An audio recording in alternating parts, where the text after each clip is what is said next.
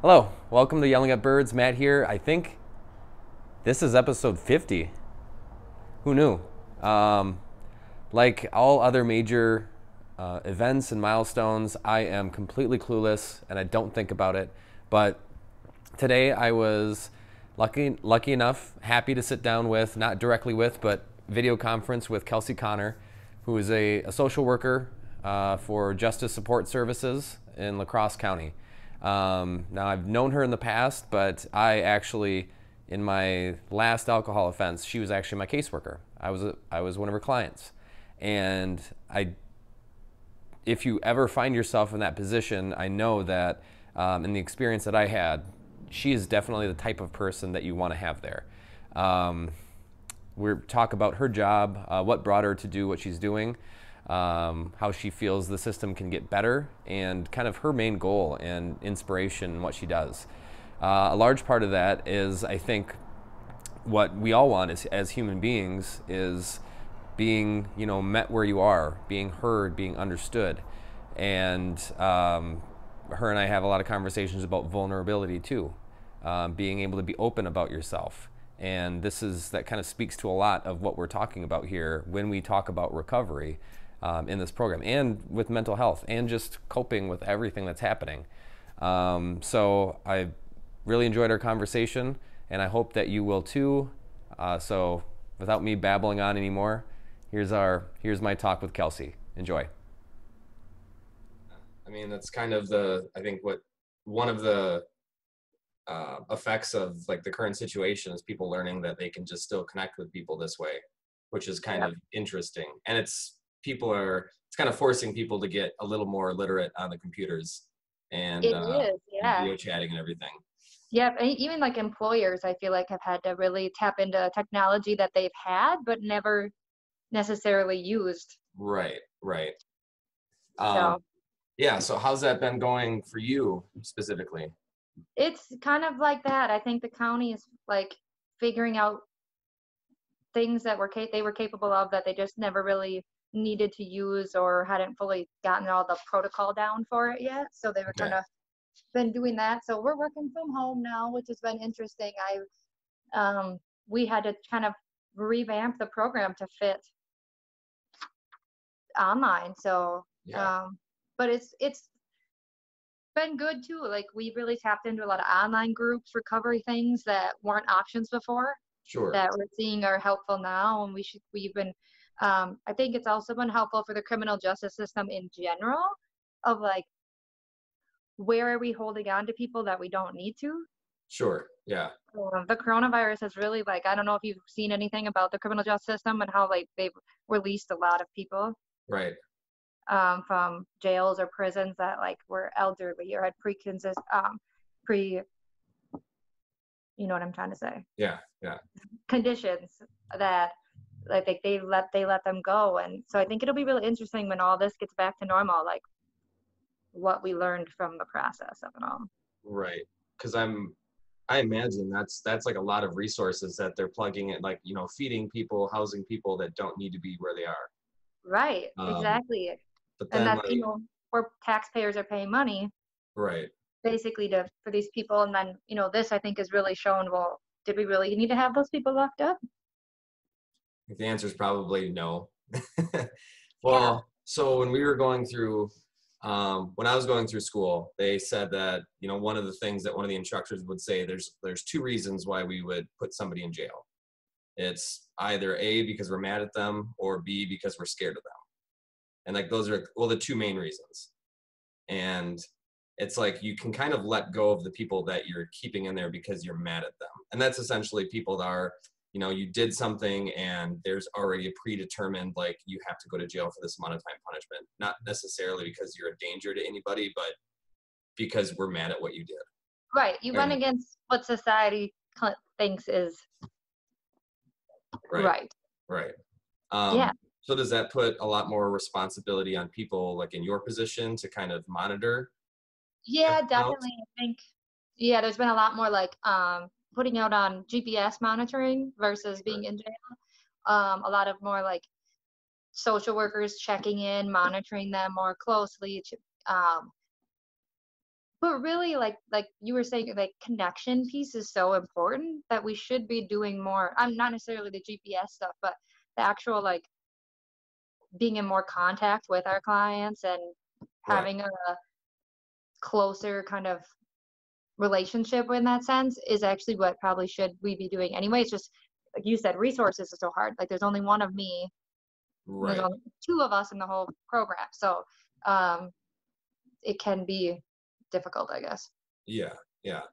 And I And just mean, right now, there's not a lot of places you can refer because everything's shut down. sure. Yeah. So yeah, when you look at counseling and meetings and everything else, like there's, I think our meetings still happening in person. There's one smart recovery that is still meeting in person, and we won't tell people we don't encourage people to go to it. Um, but we also aren't telling people they'll still get credit if they do, if that's up their decision. But all the other ones I think have kind of went to online. Okay. Which that makes sense. It's nice that that's a resource, especially now. Yeah. I see in a lot of recovery, like on Facebook, there's like recovery from addiction and alcohol group. And so every day there's people looking for meetings. And I think there's like newer ones, even AA, there's 24/7 AA meetings now that somebody that just needs that support, especially now that we're so isolated, that it's there for them. And it's kind of nice. It is. And I think it's kind of opening up to it's, I mean, I think the technology piece is scary and overwhelming. So Right. that can be hard for people to first initiate. But once they get into it and they're doing it, it's kind of nice because they'll know that like this is actually way more accessible than they realized it was before. Right. Right. And they don't have to leave their house. They don't have to. Sometimes that's like the biggest. I know that, like for my personality, sometimes that's like the biggest hurdle is, oh, I'm gonna get dressed and get out and like go in public to somewhere. Like that's a big hurdle to some people. Yeah, And definitely. people that reach out to me, no, go ahead. Oh, okay, so yeah, you get to skip that part. You just Right. It's, jump in. absolutely. Speaking of jumping in, we just jumped in. So Kelsey, thank you very much for being here. Why don't you, I guess, let's just go brief intro. Tell me who you are, what you're all about. Gosh, I'm really bad at uh, intros, I Tell me guess. one unique fact about you. Tell me, no. um, well, I'm a mom, so that's a unique fact, I guess. Sure.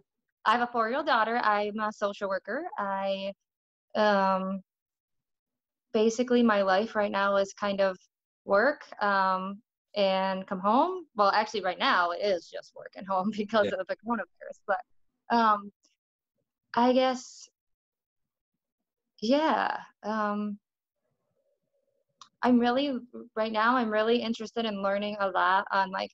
I've really been addicted, almost addicted, which we can talk about stuff about, like to learning about new things. And trauma is my new like. So I'm reading all these books on things like that for no reason other than just because I don't know, want to learn a little bit more, I guess. So Sure. And what did you say you were learning about? right now I'm reading about like trauma Okay. and how that affects us, all of Sure. us as humans. Um, kind of my new interest, I guess. And you're right now you're a social worker. Yep. Can you say who you do that for? What's that? Can What'd you you say? say who you do that for? Oh, yep. I work for Lacrosse County. I'm a social worker for treatment court.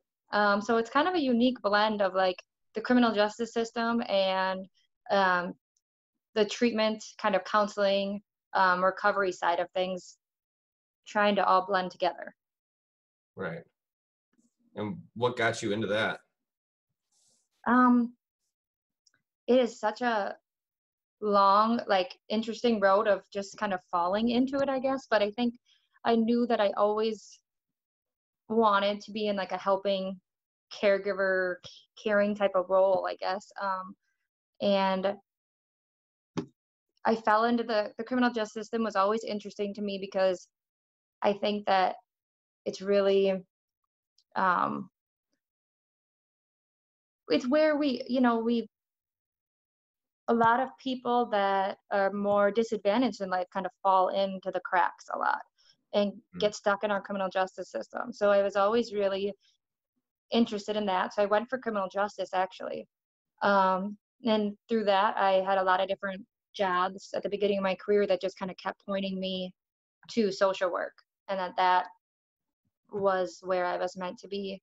I worked as a jailer for a couple of years, Interesting. which was an interesting role because that's not my personality, or I don't know, it doesn't really go, but I was right out of college and I needed experience. Sure. And I had interned at the Houston County Jail. And so they offered me a position right after college. So I took it. And, through that experience, I saw just how um, the system is set up sometimes to really keep people in a cycle.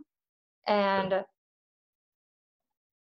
I see both sides of it, I guess. And so that kind of got me on this path of like, I want to do work, more like re-entry work, helping people getting out of the system.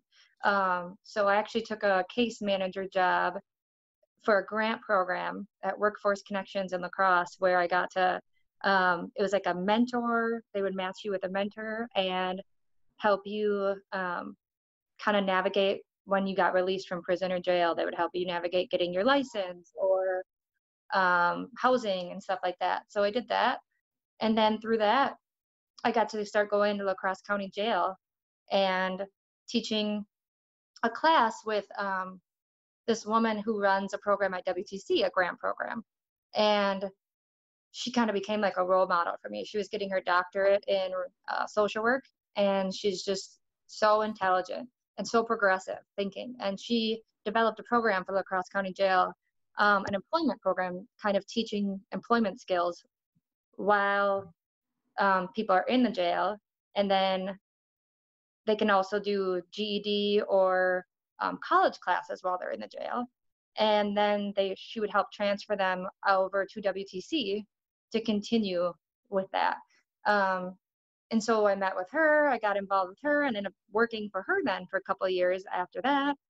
And that was probably one of the biggest lessons. She really taught me a lot about re-entry and how to really meet a person where they're at, and the importance of kind of breaking the stigma of that the criminal justice system and addiction and all this stuff. And she just taught me lots. Then I had a baby. So I end up taking a different position. You can stop me if I'm going off into tangents. This is the path. Yeah. Yeah. But then I ended up working at Gunderson in inpatient behavioral health for 2 years.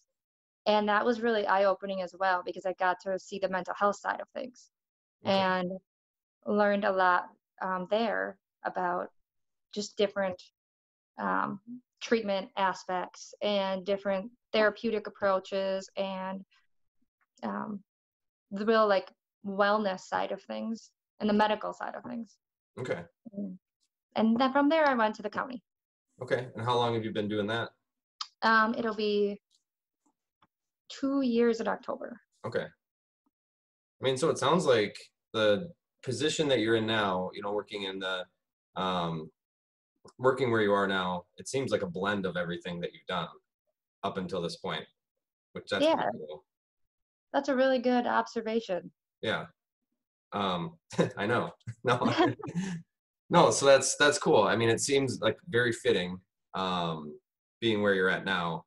And it's been about 2 years. So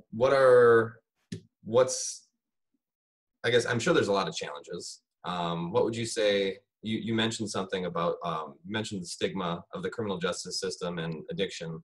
Can you talk a little bit about that and what you've seen, how that kind of can affect somebody in their recovery? Yeah, I definitely think that's one of the biggest challenges of working, or not even, well, just for being either working with substance use disorders or working with someone who has a substance use disorder, is just the the self stigmatization and just societal, because we tend to, for some reason, we think of addiction as like people not having willpower, or just kind of, and the criminal justice system tends to lean towards punishment and the shame aspect of things, which is exactly the opposite of what I've learned with working in the mental health and recovery field, is that we actually, shame is a cycle that fuels addiction. So to kind of heal from that, there has to be a lot of compassion, a lot of self-compassion, and the criminal justice system and society tends to more put a lot of, so for example, if you get your first OWI, let's say, you get put in jail, let's say, to sit the weekend for to see the judge on Monday. Right. Can't bail out, depending on how high you blew, or in different counties or different laws on it. Sometimes you can get out right away, but let's say you can't. You would be put in an orange jumpsuit or blue, depending on where you are. But and you, like in the small town I live in, I would see it all the time when I worked at the jail. They'd be put in an orange jumpsuit, brought up to see the judge in shackles in their hands and around their feet. Where we live in a small town, so everyone knows the court reporter. It could be your friend's mom, or people walking through the courthouse, or just people from town. So the shame is already put on you. Just you're immediately right. In a situation like that, and then it just perpetuates the belief that we already have about ourselves, maybe that we're not worthy, or we're undeserving, or that we're not meeting the standard we have for ourselves, or whatever it is. Right. And it just keeps the cycle going. And so it's a challenge when you have working with the criminal justice system and addiction, trying to heal from shame and heal from all your own self kind of abuse you've given yourself, while you're also having the system put that on you. Right. If that makes any sense. No, absolutely. Plus, then, there's still people that, the smaller towns, there's still people that they'll read the police reports, and then they'll post felony arrests on La Crosse Tribune and pictures of people. So it's all piles on. Yep. Yeah, like the Facebook pages where they just keep sharing and sharing. Right. Which I'm sure at some point it was like, public danger kind of thing, like watch out for this person because, this violent offender was arrested for something. Or if any information, please let us know. But now it's just here's all the bad things that happened. It gets clicks, it gets shares, it gets, comments and everything. But I think I've been in orange and blue in my life. But I know, so one feeling it gives me is it instantly makes you feel very small, because you've already fucked up, because you wouldn't be there. That's not a normal thing to do. Being in jail isn't a normal thing for society. So you fucked up, and you're in a system that is pretty stretched for resources, stretched for things that can help you, and you don't feel like anybody really wants to help you in general because of the system that you're in. Because I know, when I've been in jail, it's, obviously the guards, it's not their job to be your friend, and I don't think they want to, because it makes it harder for them to do their job. So you kind of feel more isolated and smaller and directed, and that's just like how it moves along. If you can't afford a lawyer, you have a public defender who has a million cases, and they just kind of churn through people.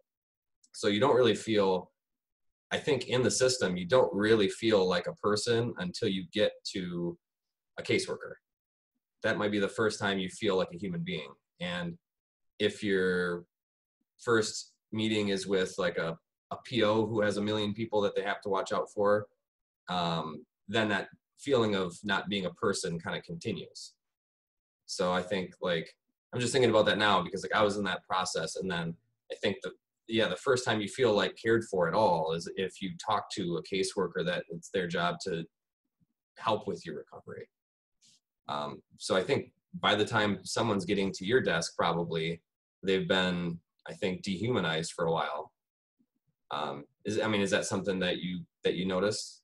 Yeah, you explained that really well, because I hear that a lot. That especially people that have been through the system on multiple occasions, they have a very a distrust for anybody that's involved in the system as an authority figure. And it makes sense why they have that mistrust. If you actually were in their shoes, you would probably feel the same. Once you hear their story, I'm like, I'm really sorry that is the experience you had. Right. And so automatically not having any trust or feeling like you can be heard or seen kind of shuts down the ability to open up and share and learn and grow from your mistake or from the situation you're in. Right. Kind of blocks it. Absolutely. And I think I feel like two natural tendencies in that situation is, when you feel small already and you're in a system that you feel like you can't trust and doesn't care about you, you can either get smaller or get bigger, like personality wise, bravado wise, like pretend like you don't give a shit. And that kind of is the other side of the coin of being a challenge, because that's not a person you can really help yet either. Yeah, yep, you're right. It's like whatever their coping mechanism is. It's either kind of like you said, I'm going to say, I don't care about this. No one can help me, just kind of say, screw it, or the opposite. Like you said, shrink yourself. Yeah. So when you get somebody, like, what's the process that you go through the first time you're meeting somebody? I usually try to just so actually when I worked at Gunderson, I worked with a psychologist who used to always say, like, you have to meet a person where they're at. And that has really stuck with me, that just jumping into, okay, here are all the things you have to do. Here's all this expectations that we expect to see is just going to be so overwhelming. So I really just like to get to know somebody and just get a feel for where they're at. And I was thinking, about this a little bit, and I think I usually just read people's body language when they come into my office to kind of get a feel for, are they guarded right now?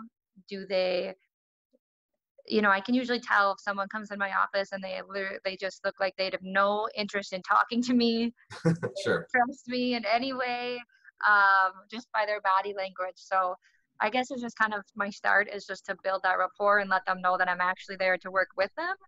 Okay.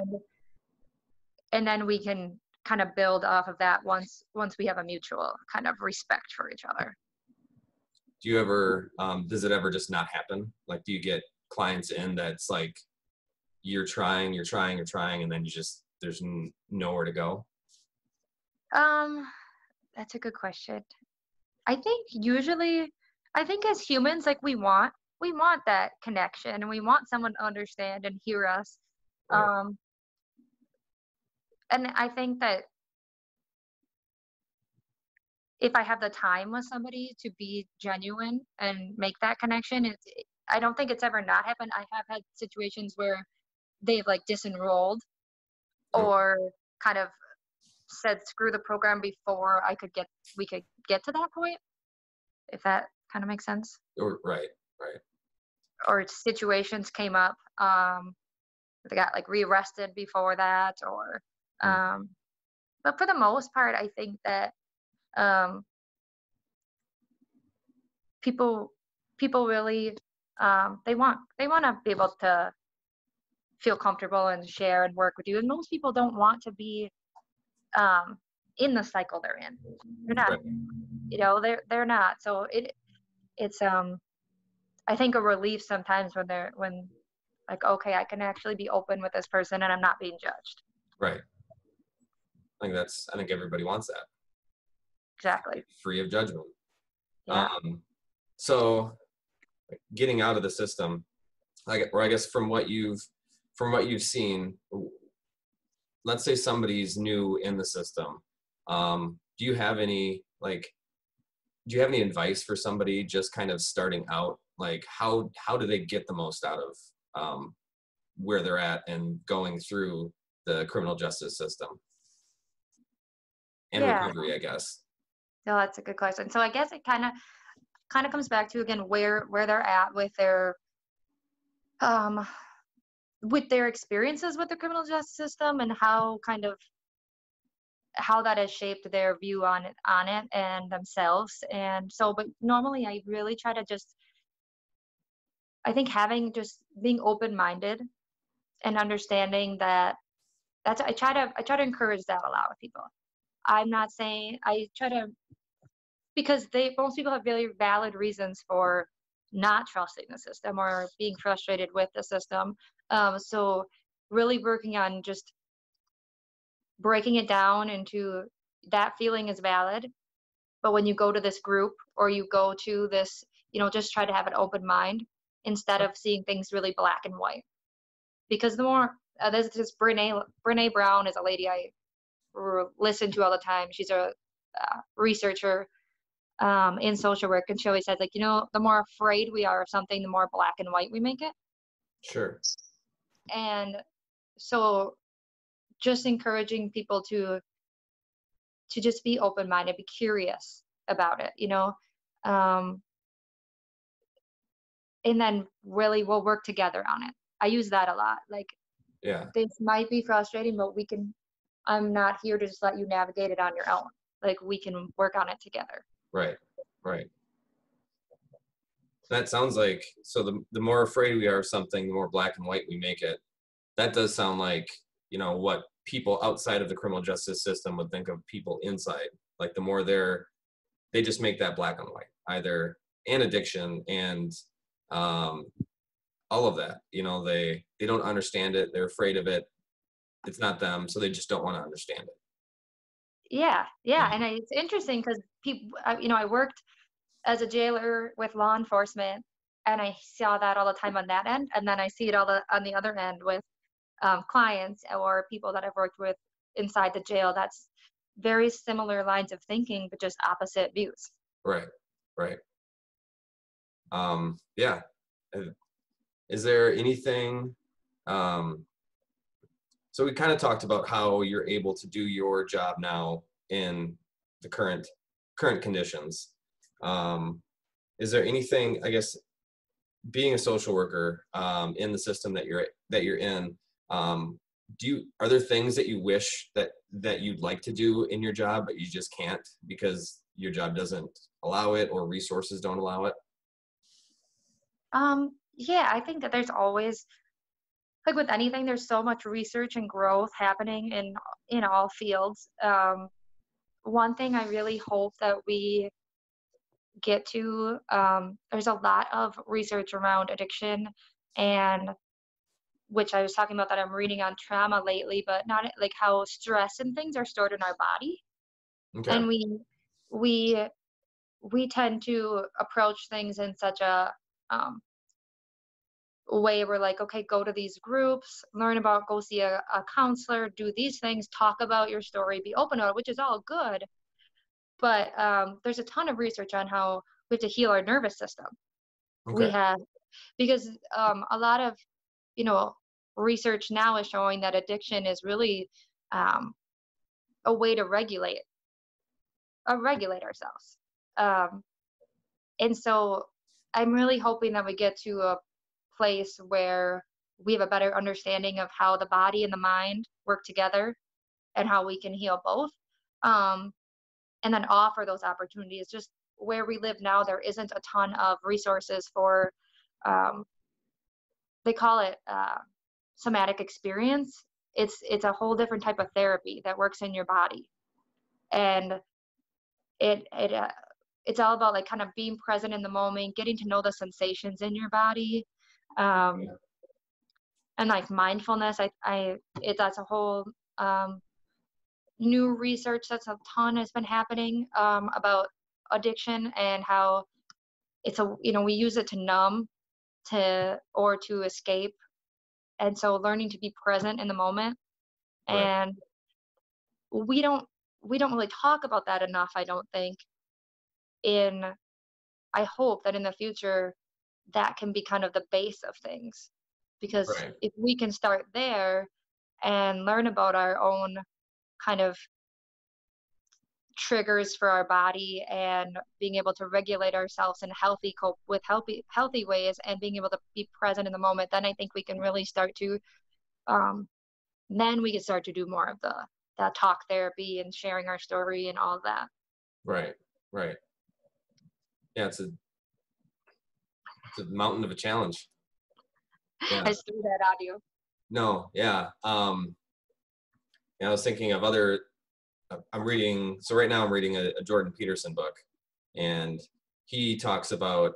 I think he was talking. I can't remember. He was talking about depression, and the first thing he asked his clients, how are you, like, are you getting enough sleep? Are you eating enough?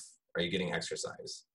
And I know, like, I've gone, I think we like to think that the problems that we have are so much more complicated because we romanticize them by, TV and movies and stories. But like, it's hard to get a baseline on somebody if your body's not right or if your energy isn't right, because you're always distracted by something, because you're always tired or you're always hungry or you're always, you know, you're not moving enough.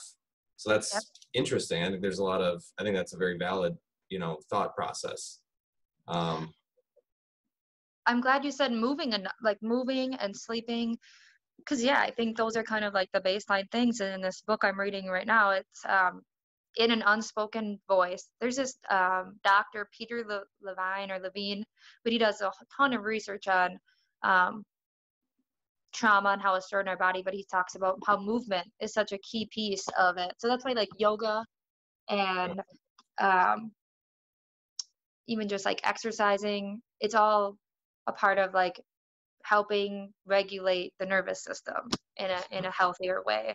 But I guess that leads into, we have to have the awareness first. You have to start Right, to at least just notice what your body needs. right, right. Which is hard to do if you don't have like a baseline of, this is how I feel normally. Which I Right, think, right. if you're not sleeping, if you're not doing those basic self-care things, it's tough to get to that point. Yeah. And I think, well, like, just stereotyping for a second, like, I remember like going to meetings, and some of the people that would be there, it's smokers, it's people that work, overnight, it's people that, like, it's not everybody, but I feel like there's a higher percentage of people that work like irregular hours, um, don't take care of themselves, like, don't do those basic things. Yeah, Um, I think, yeah, I see what you're saying. And which I guess falls in line with, so then what do you do when you're not doing that? You find ways to help yourself feel. I hear all right. the time, well, I drank a beer so I could sleep, Yeah. or I had a cigarette because I was stressed. You know, Drank it's a like, energy drink because I was tired. yeah, yeah. Um, yeah. And it's interesting because we always think, and this is kind of goes along with the stigma of addiction, but we always think of like addiction as alcohol or drugs, but it's so much more than that. Like and that's a part of the stigma I think that kind of gets me frustrated sometimes, is that really it's just a part of a kind of the human experience, like, Right. because it could be shopping, it can be eating, it can be workaholic. Being a Mhm. workaholic is a huge one that is just really um, accepted in society. Right. And the alcohol and drugs may be more, I guess, deteriorating to ourselves physically. So, Right.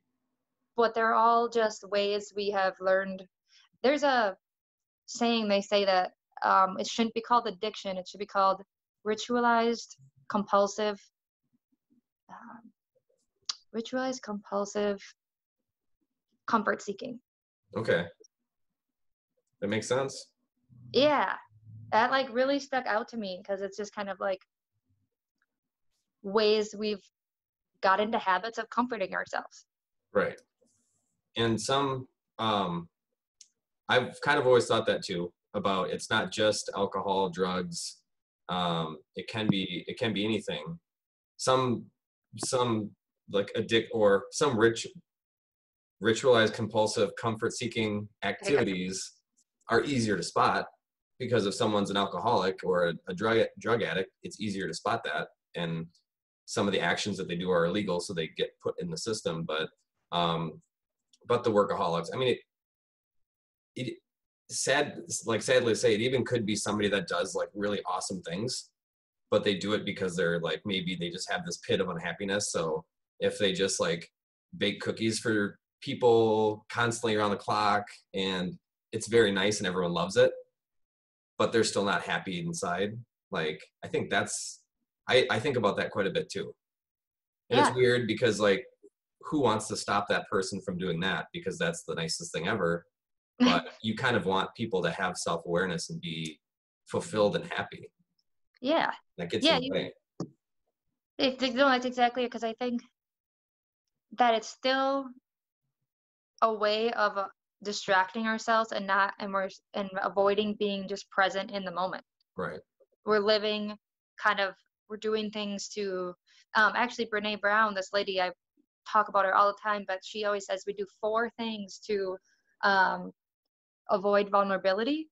Like, to feel vulnerable is I talk about this all the time, Yeah. but it's like, she said we numb, which is like alcohol, drugs, pills, whatever, eating, and then we control.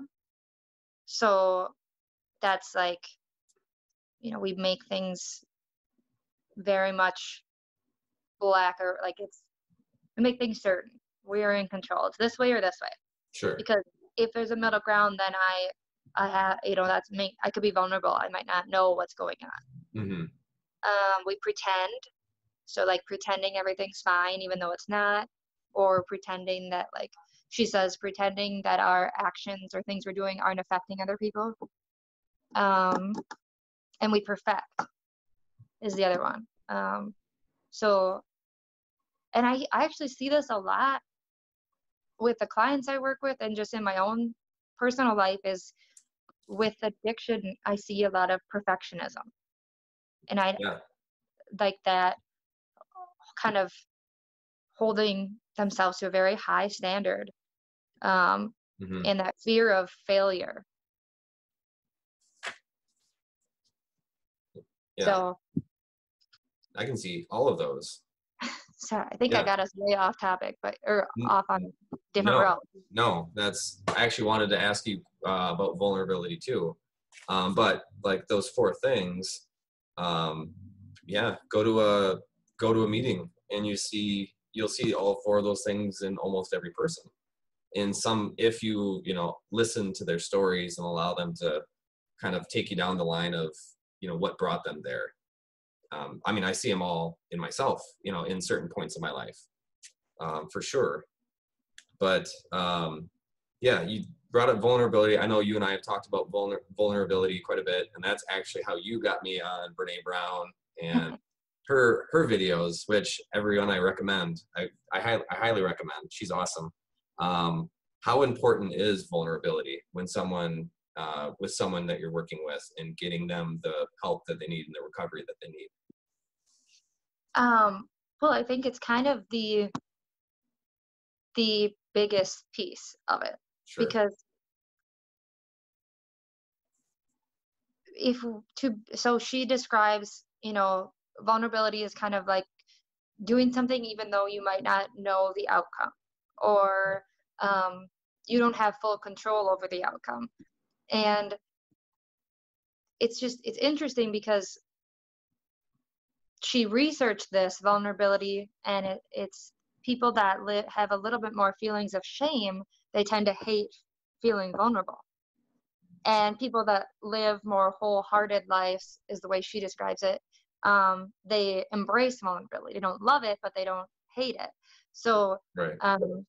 learning to be able to be vulnerable is so important. And because if you're going to go to treatment, if you're going to do counseling and open up and really kind of have this acceptance about where you are and get that self-awareness you need to move forward, you have to be able to let yourself feel vulnerable to new things and the unknown of where this new path might take me. But that's scary. You know, it's we want to go back into our comfort zone of what we know. And even if it's not healthy for us, even if we know that it's not a good path and we don't like the path we're on, the fear of the unknown is terrifying. Right. But it's kind of the biggest piece is stepping out into it. Mm-hmm. Absolutely. I think it's awesome that you got into Brene Brown. Oh, you did it. I push that on everybody, but not everybody takes it. Right. No, and you know, what I found, and I think, you know, we've had this discussion, that I've been through treatment a couple of times. I've been through treatment more than once. And in the past, I've gone through treatment and no one knew I was going through treatment. And for that reason, because I had a lot of shame, and I didn't want people to see me as weak. I didn't want to see people to see the failures that I had. And I certainly didn't want anybody's help. I just wanted it to go away. And this time, like this, you know, almost 2 years ago now, it's the first time that I kind of broadcast it to everybody. And I think it's still difficult for me to have, you know, one-on-ones, be super vulnerable with somebody one-on-one, especially somebody I know. But what I found is, you know, it does take a little bit of confidence or a little bit of courage to be vulnerable, but it kind of generates, once you start it, it generates more confidence and it generates more courage. It's just kind of one of those things, you got to do it. And if you're not willing to, I think if you're not willing to admit your imperfections, you're never going to be able to overcome them, or maybe the imperfections don't even have to be overcame. They just have to be seen and understood. Yeah. I think Brene says what makes us vulnerable is what makes us beautiful. Like our imperfections are what make us beautiful. Right. So I'm curious, I know you're asking the questions right now, but I am curious, like, what do you think got you to a place where you decided, okay, I'm gonna be open. I'm gonna try to be vulnerable. Like, what do you think opened that door? I think, well, what it takes, you know, a lot of people to make a significant change is, like, you feel like you don't have a choice. I kind of just didn't give myself a choice. Leading up to before the actions that led me to your desk happened, you know, I think I went through 2 or 3 months where I knew that I needed to change something in my life, but I just wouldn't do it until something had to happen. I think I felt like, you know, I was 30, I don't even know how the hell old I was. It was October of last year. But I think I just felt like I can't keep doing this to myself. I can't.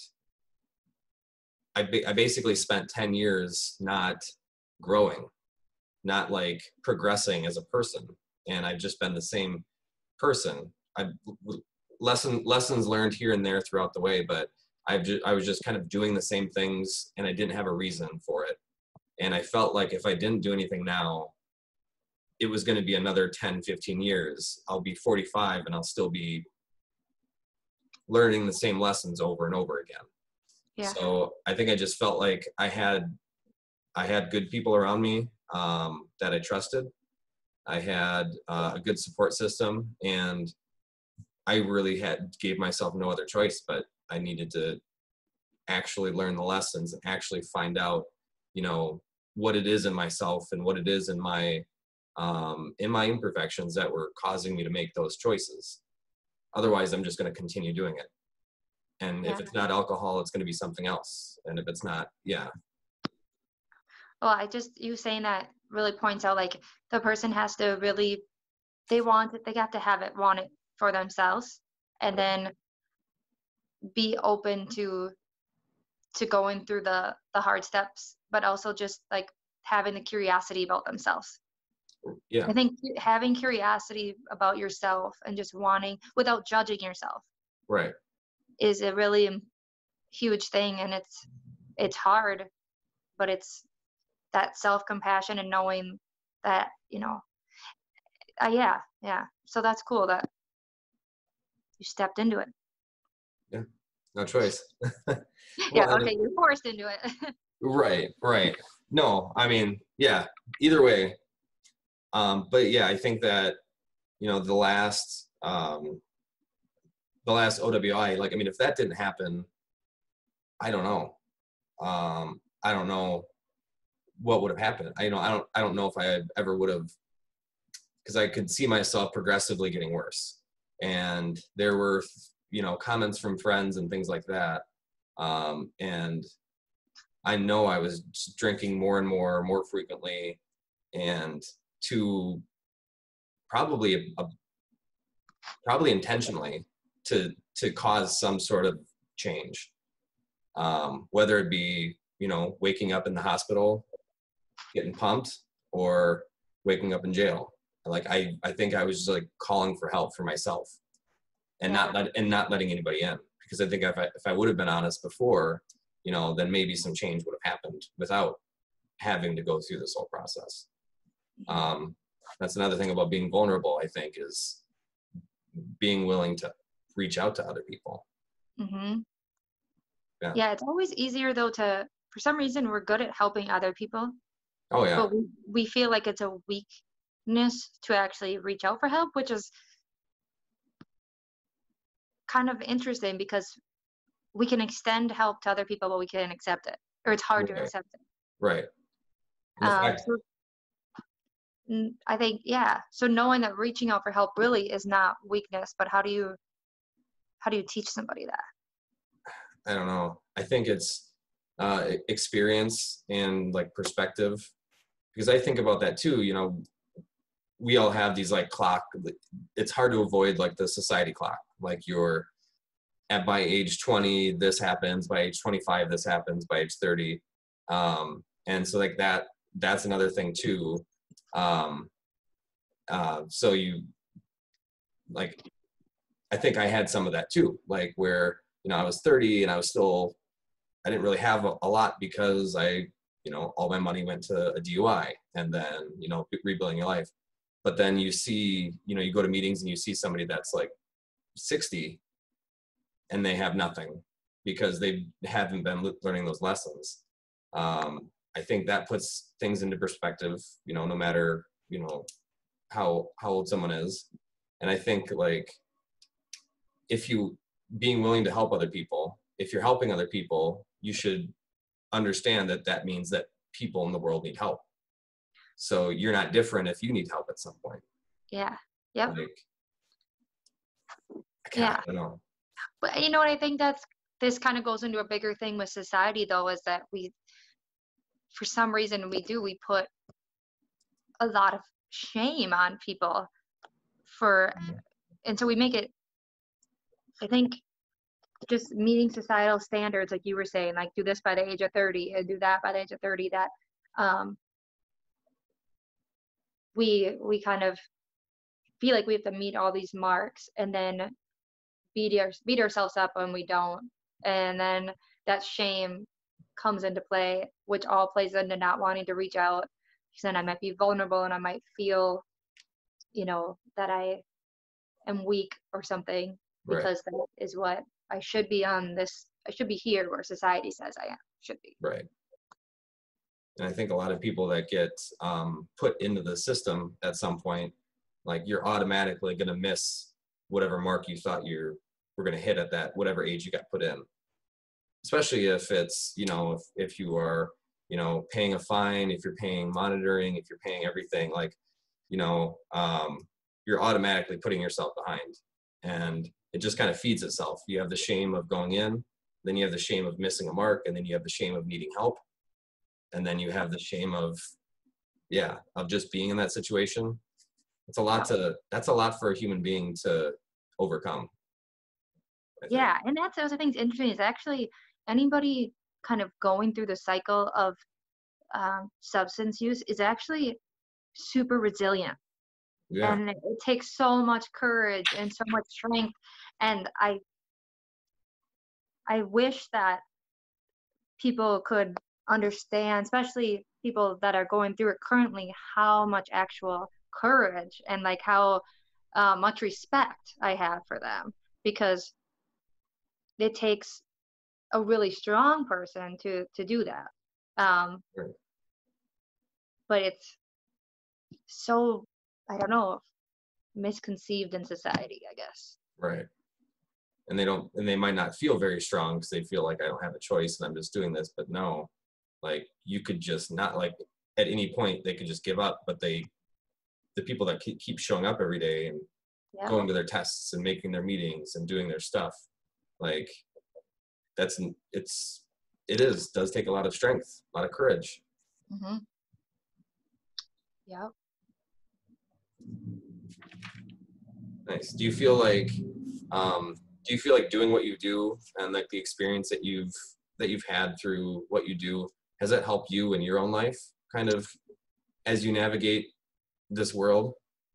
Yeah, definitely. I think that most people that are in the social work field or in the social service field in general, like there's a reason they're in that field, um, from their own story or their own whatever it is. But I've learned so much about myself. And I almost kind of wonder, like, where would I be if I hadn't gone into this field? If I Sure. didn't have this stuff, I wonder that a lot. Especially, I specifically remember when I worked at Gunderson in the behavioral health, learning about anxiety and realizing, like, wow, like social anxiety is a huge thing in my family. And I Sure. never recognized it for that until I was, in the field and started learning about it. Right. And just all kinds of things like that, I think addiction of some sort, or just like, because we said it's a human experience. I think it's a part of most people's families Right. or just people's lives in general. Um, but learning so much and realizing that it is so human to be dealing with this stuff really helped me kind of come to an awareness myself and maybe starting to want to learn about my own habits and my own, um, I guess, coping mechanisms, and really becoming a lot more self-aware. Yeah. And so I feel like I'm always learning. I'm learning through people I work with. I hear their stories and like they're inspirational in some way, or I learn, um, just something kind of clicks in my head of like, oh, that makes sense. Mm-hmm. Or if I go to different groups or reading different articles, or just, yeah, it's definitely opened up a lot of things for me. And I tend to do this thing where I will talk about these things I learn. And I feel like I have had to really bring that in and be like, okay, not everybody wants to learn or talk about this stuff all the Sure. time. But I appreciate that, definitely. So is there, before we take off, I mean, is there anything else that you want people to know about what it is you do, how people can be, maybe more understanding or helpful to the clients that you see in general? yeah, there's probably a lot, but I guess I think it's really important that we just all start remembering that we are all human, and that the human experience is, we're doing the best we kind of can with our level of awareness, Sure. and the experiences we have shaped us differently. So kind of the more empathy we can have for one another, the more healing can happen. And shaming one another or kind of having this punishment point of view is the opposite of what will actually help society. Is from my perspective, what I've learned, that if we want to make a safer, healthier place for people, we have to start to be able to kind of give that compassion for other people and let people be vulnerable without judging. Right. And start having conversations like this. I think this is important too. Just being able to have conversations is huge. The more people like you that can tell their story and open up and kind of be vulnerable with stuff like this, the more other people start to see that it's something that, it's common. It's a common thing. It's just not talked about enough. Or so the more we can just talk about it and be open about it and know that it's actually just a part of the human experience, and we can all start to stop shaming ourselves a little bit. Absolutely. Nice. Well, I agree. Well, Kelsey, I think you're definitely in the right position to help the most people. Well, thank you. Like I said, I've learned a lot too. So. Well, good. Well, good. Well, I think I'm gonna let you go, but I appreciate you being willing to sit down with me for a little bit here. I really do. Thank you very much for being here. Yeah, thank you, and thank you for everything you're doing right now. It's gonna help a lot of people. I hope so. All right. Well, we'll talk soon. All right. Talk to you later. All right. Bye.